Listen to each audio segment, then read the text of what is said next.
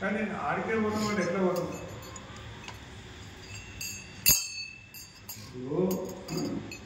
ఒక ఉదాహరణ చెప్పు, నిజమని కాదు, ఉదాహరణ.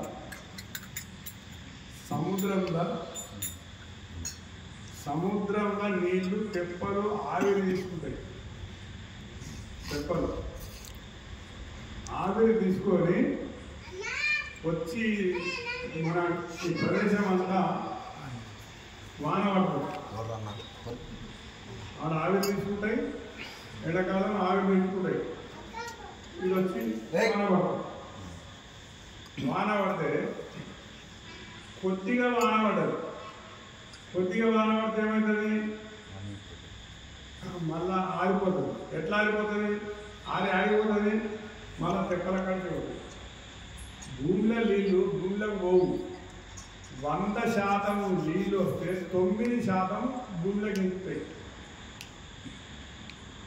కానీ 91% పైకే పోతాయి. మళ్ళా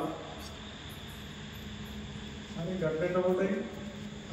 ఇప్పుడు రోజు మనం వడి మంట రోజు నీళ్ళు పెట్టాం, మరి మడిని తోడి చూద్దాం. ఎంత నీళ్ళు దొబ్బటి ఉండాలి కదా, ఇంత దొబ్బానే అయిపోతుంది. అట్లా ఏది కానీ మళ్ళీ ఆవిడై దెబ్బల కాడికి పోతుంది. అయితే గట్టిగా వాన పడుతుంది. గట్టిగా వాన పడితే చెరువు నీళ్ళు, ఇంకా మళ్ళా గట్టి కొడితే చెరువులోకి వెళ్ళి వాగులో పడతాం. వాగులో పడ్డా ఇంకా గట్టి కొడితే వాగులోకి వెళ్ళి నదిలో పడతాం. నదిలో పడ్డదు అంటే మళ్ళా సముద్రం చేరుకుంటుందని నమ్మకం. నదిలో పడుతుంది.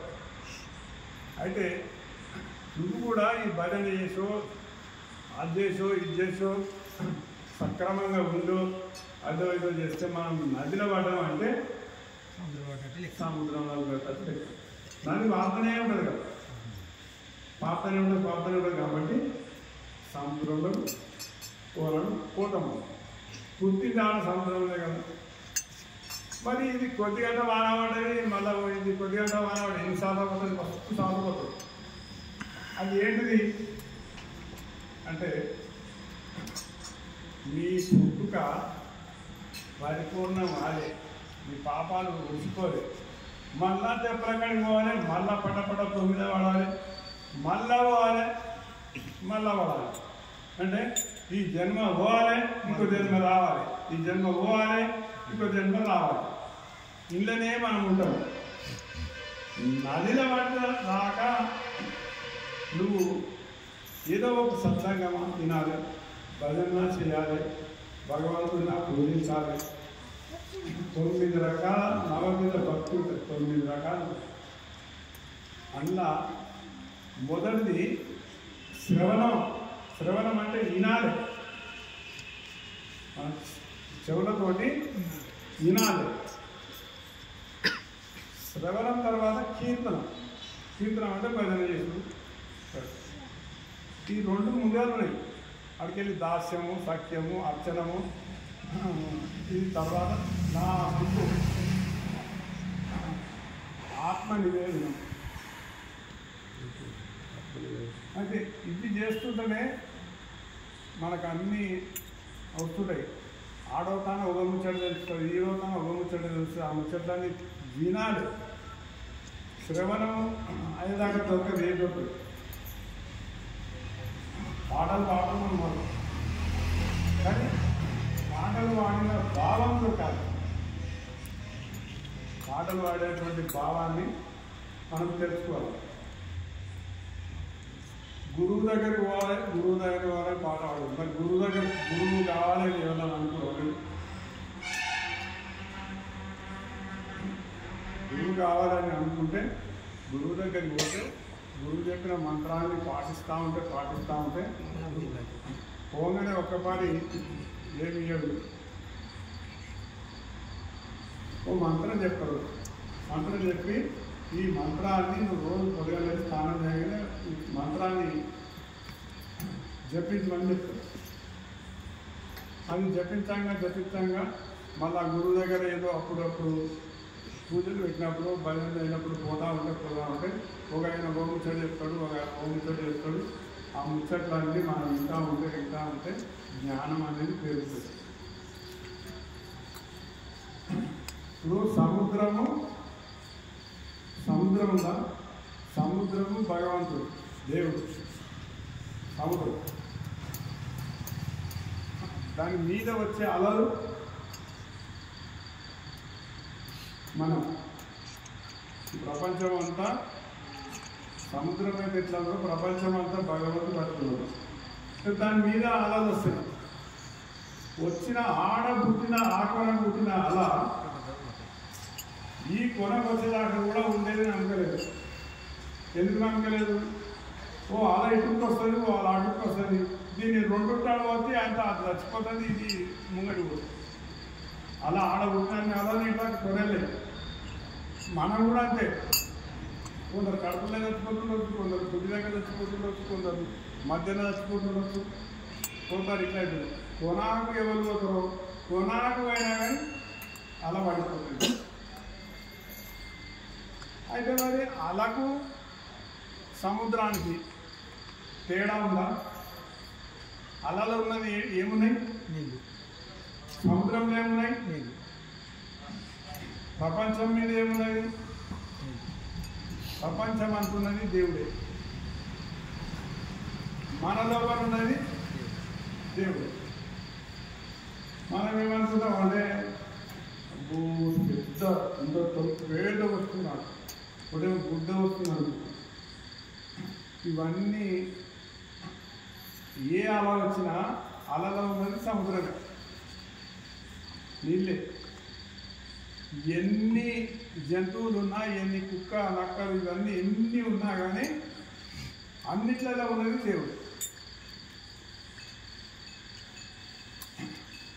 కుక్క నక్కల యందున నేను బహు పెక్కు జీవుల యందున అక్కట పుట్టి గిట్టి ఈ జన్మ మెత్తితిని రామ రామ.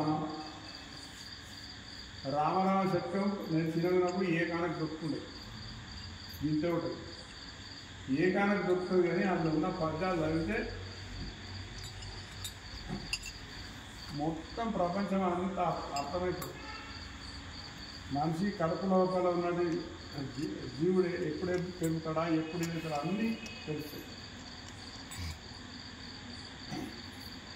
ఈ జన్మమందైనను నీ పాద సేవ చేయకయుండిన సహజముగా ముందు వలనే బహుజన్మ సంభవము రామ రామ. మరి ఈ జన్మల్లోనే మనం తెలుసుకోక, ఈ జన్మల్లోనే మనం ఇది చేసుకోకపోతే మళ్ళీ ఎట్లయితే మొదటికెళ్ళి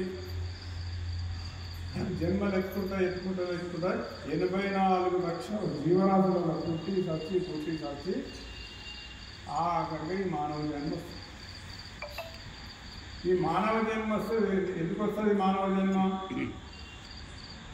దేవుని దగ్గరికి చేరుకునే తనకు వస్తుంది ఈ మానవ జన్మ. ఇదివరకు కూడా మీకు మస్తాలు చెప్పిన ఉపమానం. హైదరాబాద్ పట్టణం ఉన్నది. హైదరాబాద్ పట్టణం చుట్టూ అవారి గోడ ఉంది, గోడ. దానికి ఒక్కటే దర్వాజా బయటకు పోవాలంటే.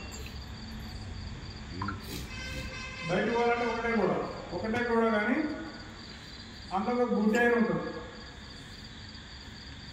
అయ్యా ఏదైనా దీనికి అవతలకి పోవాలి, ఎట్లా పోవాలి అంటే ఆయన ఏం చేస్తాడు?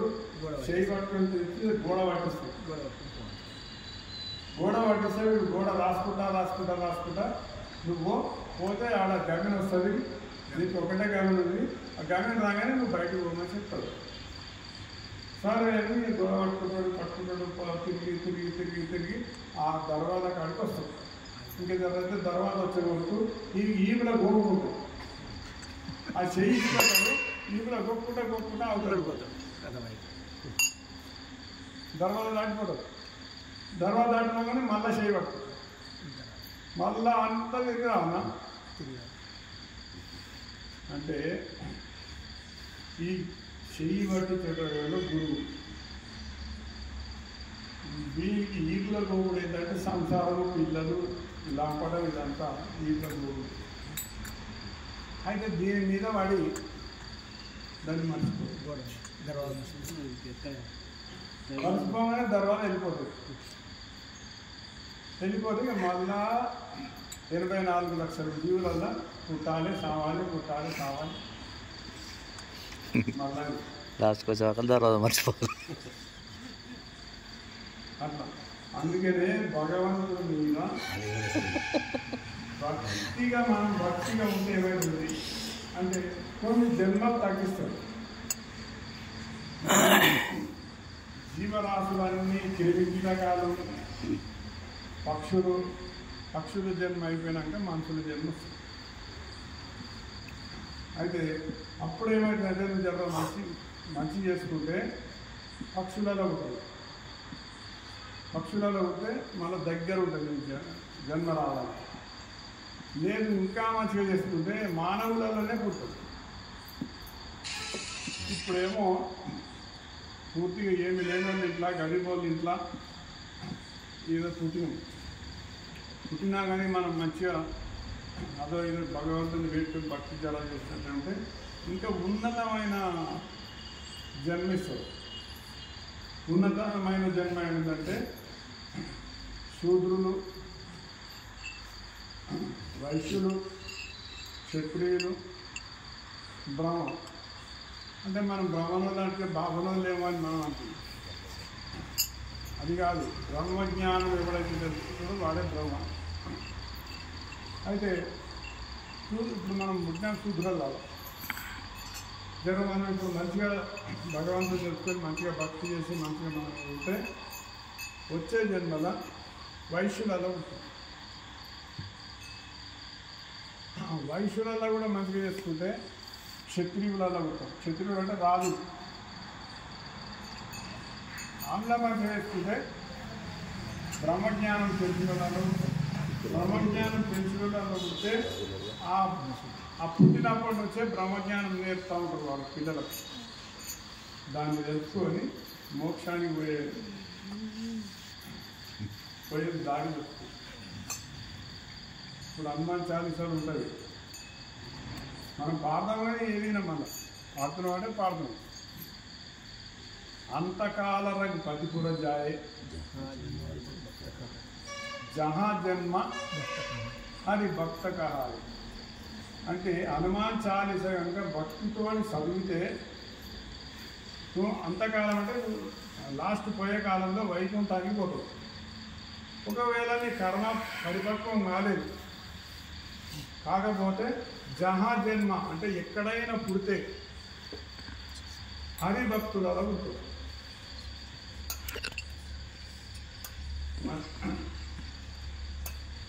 सबसुख लाहे तुम्हारी शरण, सबसुख लाहे तुम्हारी शरण, तुम रक्षक అయ్యా ఇంత పెద్ద దేవుడి నాకు ఉన్నాగా నేను ఎందుకు భయపడాలి అనేది చెప్తే ఇంకా గంట అయిన